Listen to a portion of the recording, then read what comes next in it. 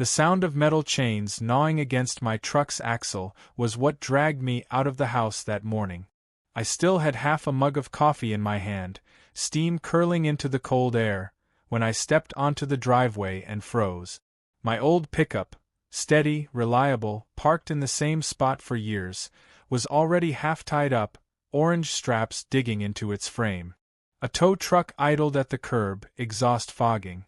Behind it stood Gerald Marks, the HOA president, clipboard in hand, lips tight in that smug little smile he wore whenever he thought he was untouchable.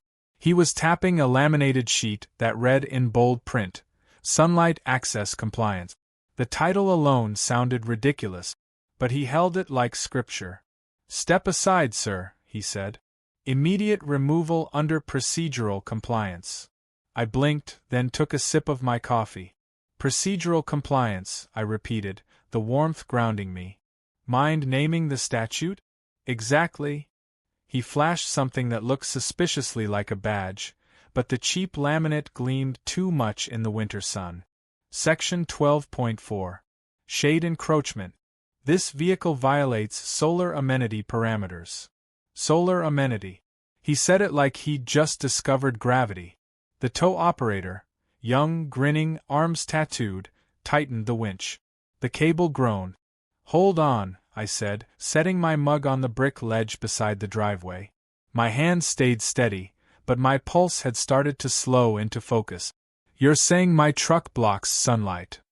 "That's correct," Marks replied crisply. "This community has guidelines ensuring equal solar access for neighboring lots." Across the street, curtains shifted. I could feel eyes on us. A neighbor whispered, "He parks there every year." Another voice, "Is that even a law?" I took out my phone, tapped record, and angled it just right. "All right," I said quietly. "For the record, can you show me the written authorization for today's tow?" Gerald's jaw flexed. This was approved by emergency board action. "Step aside." "Then show me the vote record," I said. "Or the 48-hour notice." He looked up, squinting against the low winter glare. "We can do this the easy way." "I prefer the legal way." The tow driver snorted but paused the winch. He looked between us like he'd seen this scene before, and usually the clipboard man won. I walked to the windshield, peeled the notice free. The corner crinkled, still wet with condensation. My eyes caught the small print at the bottom. Section 12.4. Shade encroachment or daily solar amenity violation. I read it twice. It was nonsense, legal sounding, but hollow. Still, I photographed it. Close-up, time-stamped, GPS tag. I could smell the cold metal of the tape measure clipped to my belt as I pulled it free. "You're measuring?" Marks scoffed. "Curb clearance," I said. "Since you're calling this obstruction." The tape clinked against the pavement as I stretched it out. 18 inches from the curb. Legal under municipal code. Has been for 20 years. He frowned. "That's irrelevant. This is HOA jurisdiction." "Then the board vote record should exist," I said, voice level. "Show me." "I'll step aside." Behind him, someone had started filming on their phone. I heard the soft beep of a camera app. Gerald noticed too. His shoulders stiffened and his clipboard shifted like a shield. The power dynamic wobbled. Just a little. "Sir," he said again, tone clipped, "you're interfering with a compliance action."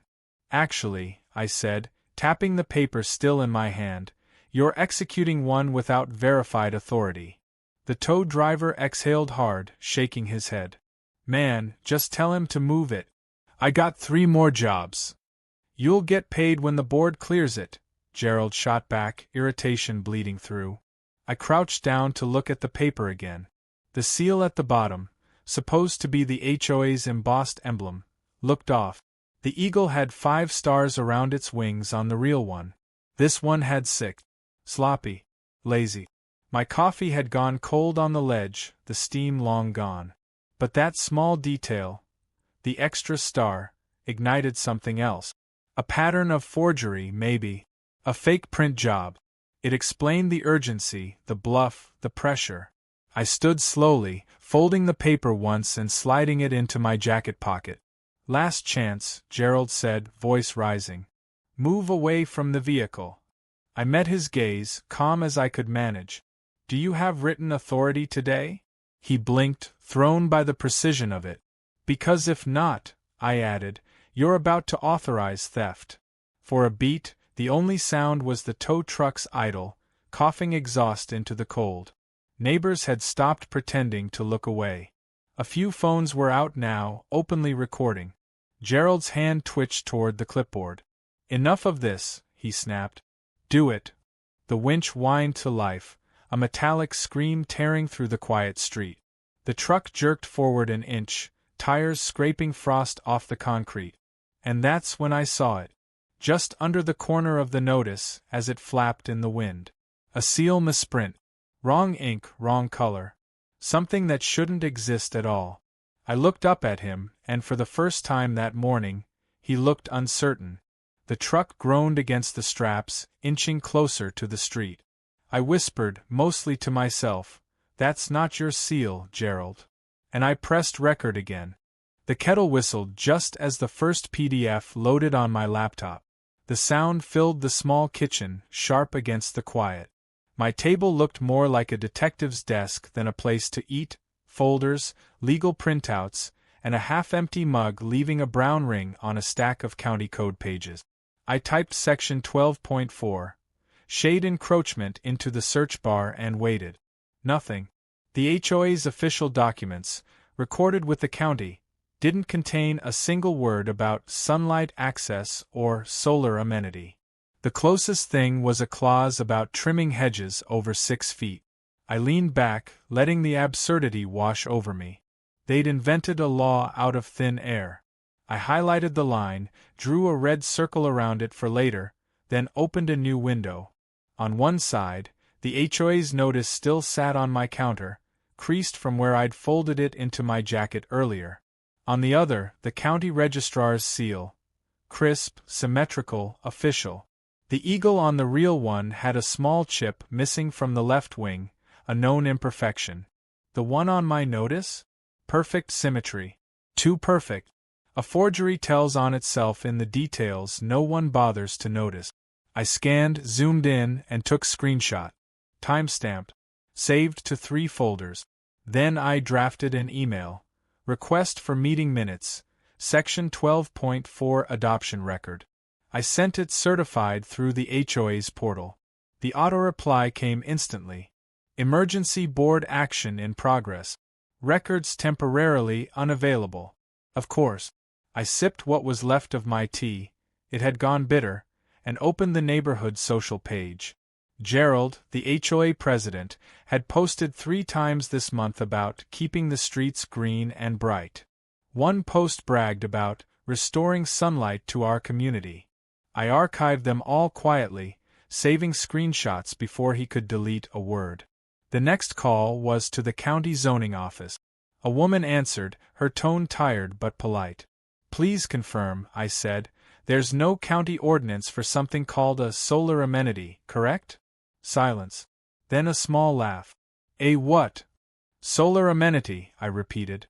"As in, a car blocking sunlight." "Oh no," she said finally. "What you described isn't in our code. Sounds like your HOA's making up new ones.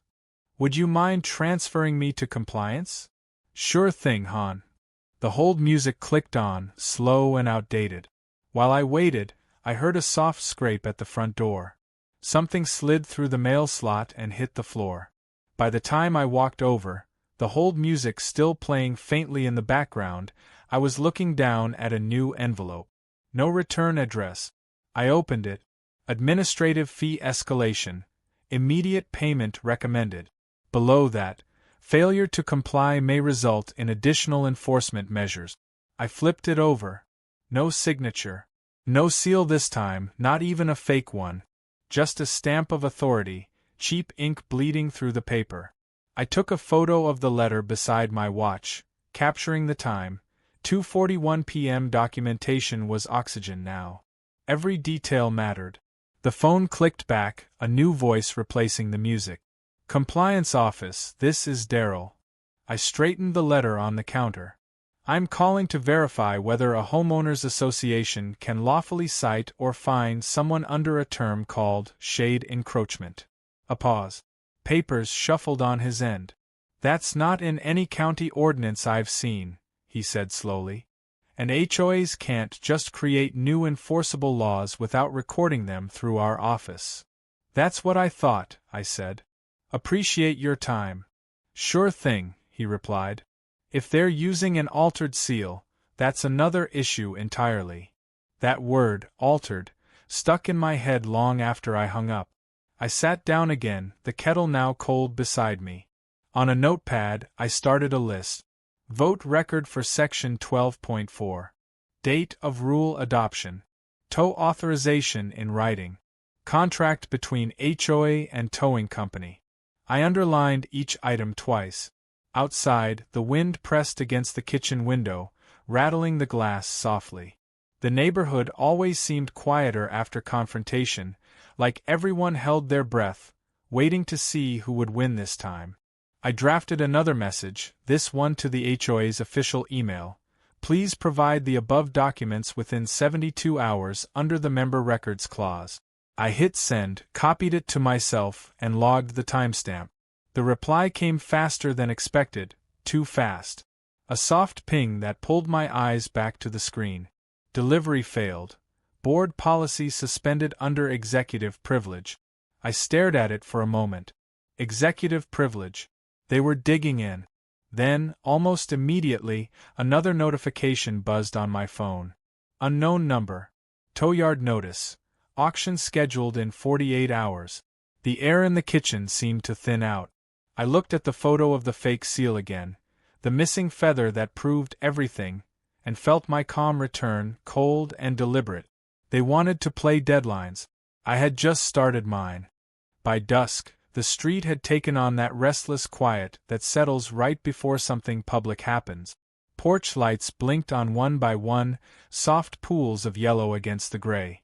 I'd pinned flyers to the community notice board, Open Compliance Forum, HOA Governance and Records Access. Printed in clean black ink, each one cited the same bylaw Gerald always ignored. Section 5.3, all meetings affecting member rights must be open to resident. I watched a few neighbors pause to read it, phones lighting up their faces as they took pictures. Their eyes flicked from the board to me, curious, skeptical. They whispered things like, "What if he's right? The president always wins." I didn't answer. The truth didn't need defending yet. It just needed documenting. Back home, I turned my dining table into a quiet command post. A body cam blinked red on standby beside a small tripod pointed at the podium I'd set up for the meeting. In front of me lay a printed timeline of every event since the tow. Date stamps, copies, emails, phone logs. Receipts, all of them. I filed a formal records request to the county that night, asking for every HOA filing from the past 5 years. I attached the forged seal photo. 10 minutes later, I sent another email to a local journalist who'd covered a predatory towing ring last year. The subject line was simple: "You might want to see this." The kettle hissed softly behind me as I dug into the state contractor database. The tow company's license popped up. Expiration date just a week away. Below that, a small red line. 3 pending violations, improper lien notices. I exhaled through my nose, slow and steady. That explained the rush to auction. Next, I scanned the tow authorization form Gerald had waved like a victory flag. One signature didn't match the others. Copy-paste distortion where the ink should have bled. Sloppy again. I marked it with a highlighter and took another photo for the record. The air in the house felt heavier the longer I stared at those papers. It wasn't fear, not exactly. More like awareness, that this was how abuse hid, not in grand acts, but in small, quiet paperwork that no one bothered to question. I picked up the phone and called the tow yard, recording the call. "I'm requesting a temporary hold on auction until verification of authorization," I said. The woman on the other end hesitated. "Sir, this tow was directed by the board. Any disputes go through them. Board directive, I repeated. Noted. She hung up before I could ask more. I saved the recording anyway. Every lie had a timestamp. My phone buzzed with a text from a number I hadn't used in a year. Detective Halloran, County Fraud Division. Heard from zoning. You've got something for me? I typed back. Evidence pack incoming. Forged seal, fabricated clause, and probable collusion with a contractor under violation. He replied a minute later. Send it all. I'll attend. Say nothing about me until I arrive. I attached the files, hit send, and stared at the progress bar as it uploaded. Outside, the first guests were gathering by the community mailbox. A few waved uncertainly when they saw me watching. The crowd was smaller than I'd hoped, but that was fine. Truth didn't need a crowd, it just needed witnesses. One by one, people drifted toward the folding chairs I'd arranged beneath the street lamp. The air buzzed faintly with talk, shoes scuffing on pavement, a nervous kind of energy that came before confrontation. Someone joked about popcorn. Someone else muttered about fines. I pinned the last printed notice to the board. Meeting open per section 5.3. Public review of procedural authority. That line alone made a few heads turn. I adjusted the body cam on my collar, checked the battery, and made sure the little red light glowed steady. The tripod camera at the table blinked too, silent witness. I laid out the documents. Real seals, fake seals, the missing clause, and the copy-pasted signature. Each page like a brick in a wall I'd spent the last week quietly building. Then I heard it. The faint hum of a message vibrating across the table. My phone screen lit the papers in cold blue light. Towyard notice. Title transfer request initiated. I read it twice. Scheduled for tomorrow morning. The breath I'd been holding finally left me, slow and deliberate. They were doubling down. Good. I'd already set the trap. The tow yard looked like a prison for machines. Frost clung to the chain-link fence, shimmering under the harsh orange buzz of sodium lamp. My truck sat behind the gate, parked crooked and stripped of dignity, a tag hanging from its mirror like a death notice. I stood at the entrance, breath ghosting in the cold, clutching a folder thick with proof, statutes, printed emails, and a photo of my VIN from the last service date. Behind me, the low hum of an idling car carried through the quiet lot. The journalist I'd called earlier sat in the driver's seat, camera ready. She didn't wave, didn't move. Just waited. Inside the small prefab office, a clerk looked up as I entered. The smell of burnt coffee and grease filled the room. She didn't bother to hide her boredom. "Pickup or payment?" she asked, fingers hovering over the keyboard. "Neither," I said calmly, sliding a copy of my ID across the counter. "I'm here to verify the authorization for the tow. Need the original ticket and written order from the HOA." Her expression didn't change. "You'll need to contact your board." I did. They failed to produce it. Now I'm requesting it directly, per county records procedure. She sighed and shuffled some papers before pulling a single sheet from a drawer. "Here. That's what we were given." I took it gently, my gloves creasing the corner. Same seal. Same fake perfection. The eagle's wings symmetrical, wrong. The real one was uneven, always had been. I lifted my phone, snapped a picture. "Who signed off on this?" Before she could answer, a door creaked open behind me. "Well, well," a familiar voice said. "You just can't let things go, can you?" Gerald Marks stepped inside, his hands tucked into his coat like he was visiting his own property. He scanned the scene, the clerk me, the paperwork, and smiled. "You're obstructing process," he said smoothly. I turned toward him, voice steady. "This is an unlawful conversion of property. And that seal? It's forged." He chuckled under his breath. "You're out of your depth. This yard operates under executive direction. You wouldn't understand, there's a sunlight mandate in effect." I met his eyes. "That's not a thing." The door behind the counter opened again, and the sound of boots on concrete filled the space. A man stepped forward, gray coat, badge glinting real in the dim light. County Detective Halloran. He didn't say anything at first, just walked up to the counter and held out his hand. The clerk blinked, uncertain, but handed him the same form. He looked at it, then back at Gerald. Executive Sunlight Mandate, huh? His tone was dry, almost amused. Gerald stiffened. You're interfering in HOA business. No, Halloran said evenly. I'm investigating forgery and fraudulent seizure of property. That's county business. He held the paper next to a certified copy from his folder, real seal versus fake. The differences screamed even under bad lighting. One embossed, one printed. One official, one pretending. Gerald's composure wavered. Our board authorized. Without a vote? I cut in. Because there's no record of one. And your tow company's license. I opened my folder, sliding a printout across the counter. Expires next week. 3 active violations. Want me to list them? The clerk's eyes darted to Gerald. He didn't answer. Halloran placed both seals side by side on the counter and studied them in silence. Then, finally, he raised an eyebrow and exhaled. That's about as sloppy as it gets. The room went still. The journalist's camera light flicked on through the window, capturing the moment. Gerald broke first. You don't know what you're implying. Oh, I do, Halloran said, folding the forms neatly. Forgery, misrepresentation of authority, unlawful conversion, attempted fraud. He looked over at the clerk. Ma'am, you'll want to step away from the counter. She obeyed instantly. Gerald straightened, voice rising again. You can't just. Halloran cut him off with a raised hand. You just gave us probable cause. He pulled his radio from his belt, thumb pressed to the side. Unit 42, confirm location. Possible code 148 with forged municipal document.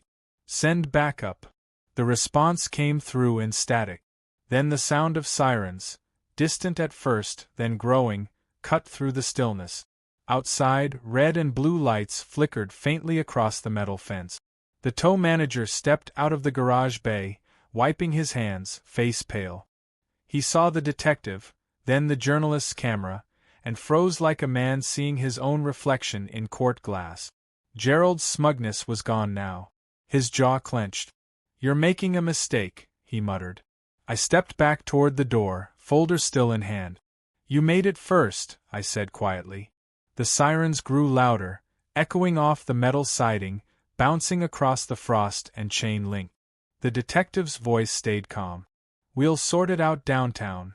Behind the fence, my truck sat under the orange light, quiet, waiting, like it knew this wasn't over yet. The HOA clubhouse felt smaller than usual that night. Folding chairs filled every inch of the linoleum floor, the air thick with tension and the faint hum of phone cameras recording. Someone had hung a bedsheet on the back wall and aimed a projector at it, our makeshift screen for what was supposed to be a routine meeting. But nothing about this was routine anymore. I stood at the front, calm but wired underneath. My folder lay open on the podium, papers stacked in perfect order. The projector cast a soft glow across the first slide, a simple heading, Timeline of Events, Tow Incident January 14th. Let's start from the beginning, I said.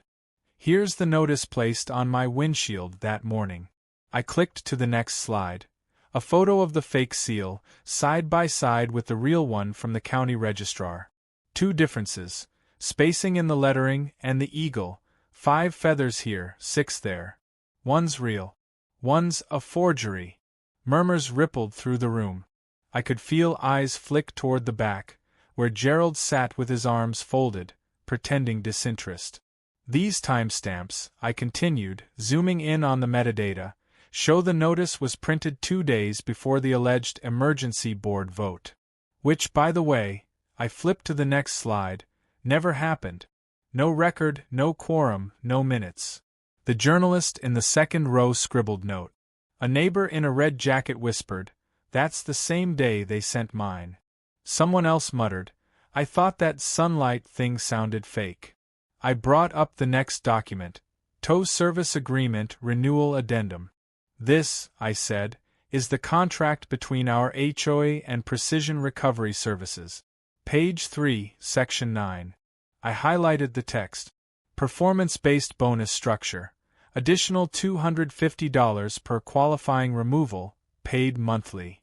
A low rumble of disbelief spread across the crowd. One man cursed under his breath. Another neighbor leaned forward, jaw tight. So they get paid for towing more? I nodded. That's exactly what this clause means. Across the room, Gerald shifted in his chair. Out of order, he barked suddenly. You're not recognized to present unvetted materials. I didn't look at him. Per bylaws, I said evenly, the floor recognizes evidence. A few people laughed quietly, but most just stared at the screen. I'll remind everyone, he said louder, this is not a criminal investigation. This is a procedural review. If you have a personal grievance, you may file it in writing. I clicked again. The next slide was a screenshot of an email thread.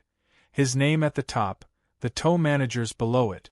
The subject line read, Quota status December versus January. The room went dead silent. Let's read this part, I said. We're 2 vehicles short of the minimum this month. Board expects consistency. I looked up. You sent this at 9:42 p.m., Mr. Marks. He stood up, face pale but voice sharp. You've obtained those emails illegally. No, I said quietly. They were included in your own public attachments to the renewal packet last quarter. You just didn't notice. Gasps cut through the air. A few phones zoomed in on the projection. I heard the faint click of cameras capturing the slide. The journalist's pen scratched faster. Gerald slammed a hand on the table. Turn that off. Lights out now. Someone at the back hesitated, then another voice shouted, No. Let him finish. The lights flickered once but stayed on. I took a breath, steadying my voice. These are not isolated actions. They're coordinated. And every one of them traces back to a financial incentive, paid from our dues. Someone stood near the side wall, voice trembling with anger. He threatened to fine me last month for parking in shade. Said I was blocking solar access. Heads turned toward her. The room buzzed again, this time not with confusion, but realization. I flipped to the final slide. The fake notice, the contract clause, the email, all together in one grid. This, I said, is what happens when people stop asking for proof. Gerald's voice cracked through the noise. Remove him from the floor. But no one moved. A woman in the front row said it first, calm but firm. Let him finish. Then another. Yeah. Let him finish. He froze, caught between outrage and panic, scanning faces that once looked away from confrontation but now stared back with quiet judgment. The silence stretched. Then came a sound none of us expected, the heavy click of a door opening at the back of the hall. Footstep. Every head turned. Detective Halloran stepped inside, coat collar high, followed by a uniformed officer. Their badges gleamed under the fluorescent light. The detective's voice carried easily across the room. Mr. Marks, he said, eyes fixed on the president, I need you to step aside for questioning. No one spoke. The only sound was the faint buzz of the projector cooling, and the collective realization that the tide had finally turned. Cold air spilled from the clubhouse doorway, carrying the hum of distant sirens and the faint murmur of a crowd too stunned to speak. Blue lights from patrol cars painted the rows of parked vehicles in a pulse of color, soft 1 second, harsh the next. The detective stood near the entrance, coat collar turned up, voice calm but heavy as a verdict. Forgery of an official seal, he said, flipping open his notepad. That's felony territory. Add unlawful conversion of property, misuse of HOA funds, and conspiracy to defraud. You're stacking years, Mr. Marks. Gerald, the man who had strutted into every meeting like he owned the block, wasn't strutting now. His face had gone pale, his clipboard clutched to his chest like a shield. Detective, this is administrative confusion. A miscommunication between departments. The tow manager, standing behind him, rubbed the back of his neck. "We were just following orders," he muttered. "Orders," Halloran repeated, pen clicking once. "From a man with no legal authority and a forged county seal. That's what you're saying?" The tow manager didn't answer. His eyes darted toward the fence, as if calculating whether it was too late to just run. I stood a few feet back, breathing slow, the cold biting through my jacket. "Detective," I said evenly, "I'd like my truck released immediately, and a written acknowledgement that this tow was unlawful." Halloran nodded. "You'll get both." Gerald turned toward me, the veneer of authority cracking in his voice. "Listen, let's not make this bigger than it needs to be," he said. "We can resolve this privately. I can make the paperwork disappear. Clean record, full refund." "No," I said. "All remedies will be on record." The crowd shifted behind me. I could hear phones buzzing, cameras whirring quietly. The same neighbors who had once watched me like I was trouble now stood silent, their arms lowered, faces unreadable. Judgment had turned to something else, something closer to respect. Halloran's tone hardened. "Drop it," he ordered, eyes flicking to Gerald's clipboard. Gerald hesitated, fingers twitching. I said drop it. The clipboard hit the pavement with a hollow slap. Papers scattered, one page landing at my feet. The seal printed at the top glared up like an accusation. The detective turned to the tow manager next. "Step back." He obeyed immediately, palms raised. Then came the third command, quieter but final. Halloran's gaze found Gerald again. "You're done." It didn't sound like anger, just certainty. For a moment no one moved. The night seemed to hold its breath. Then the tow manager reached for his phone, voice trembling as he spoke into it. "Yeah, it's me. Bring the truck. Now. To the clubhouse lot. Just do it." A few people exhaled softly. The tension didn't break, it just settled deeper, heavier. Somewhere behind me, the journalist murmured to her cameraman, "Keep rolling." Minutes passed before the low growl of a diesel engine broke the silence. The tow truck turned into the lot, lights sweeping across the crowd. The same driver who had smiled that morning now looked anywhere but at me as he parked, reversed, and started lowering the flatbed. Chains rattled, gears clanked, and the winch whined. My truck descended slowly, metal glinting under the flashing blue lights. The driver kept his head down, movements mechanical, like someone hoping if he stayed quiet enough, no one would remember his face. Halloran walked a slow circle around the scene, jotting notes, snapping photos. "Chain of custody stays intact," he said to the officer beside him. "No tampering, no off-camera movement." Gerald tried again, voice shaking now. "Detective, this could ruin lives. I didn't authorize any forgery. The vendor, he misunderstood my directive." Halloran didn't even look up. "Save it for your statement." The crowd had gone completely still. No one spoke, but phones hovered midair, recording every second. The same people who'd whispered doubts earlier were now bearing witness. The flatbed lowered with a final hydraulic sigh, and my truck's tires touched the ground. Frost cracked beneath them. The driver unhooked the chains, muttering something that was half apology, half prayer. Halloran turned toward me. "You'll have your vehicle back tonight," he said. "But this investigation won't stop here." Before I could answer, the journalist stepped forward, microphone trembling slightly in her hand. "We're live," she said quietly, camera light blinking red. Then, louder. "Sir, given the evidence, will you be pressing charges against the HOA president and the towing company?" The question hung in the cold air. Gerald looked at me, pleading now, all arrogance gone. The same man who had barked orders hours ago stood small, exposed, waiting for mercy he hadn't earned. I met his eyes, steady and calm. The truck engine clicked softly as it cooled. And just before I could speak, Halloran's radio crackled. "Detective, we've identified additional victims. Same forged seal." The detective's head lifted. And the quiet night, once again, wasn't quiet anymore. The morning came slow and quiet, sunlight creeping across the frost-bitten roofs of the neighborhood. The kind of dawn that used to feel ordinary. Now it felt earned. I stood at the end of my driveway, coffee in hand, the steam curling into the cool air as I set the mug down on the same brick ledge where, days ago, I'd placed it during that first confrontation. My truck sat exactly where it belonged. The same spot. Same view. But it looked different now, like something reclaimed, not owned. I took my phone from my pocket and began documenting everything out of habit. Odometer reading, surface scratches, time-stamped photos from every angle. Paperwork had become second nature. Evidence wasn't just for defense anymore, it was a reminder of control. A knock came from the direction of the street. I turned to see two neighbors, people who, a week ago, had avoided eye contact. Now they stood holding a clipboard and a printed agenda. Public session, one of them said awkwardly. You should come. I followed them to the small courtyard outside the clubhouse.